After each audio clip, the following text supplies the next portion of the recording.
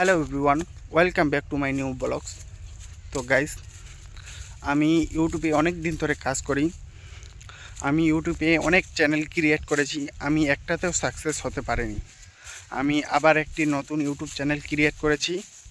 তো আপনারা যারা যারা আমার এই ভিডিওটা দেখছেন, তো প্লিজ আপনারা আমাকে দয়া করে সাপোর্ট করবেন আর চ্যানেলটি সাবস্ক্রাইব করবেন। কারণ আমি ইউটিউবে অনেক কাজ করার চেষ্টা করছি, অনেক দিন ধরে কাজ করার চেষ্টা করছি, কিন্তু আমি সফল হতে পারিনি। তো আশা করছি এবার আপনারা আমাকে সাপোর্ট করবেন।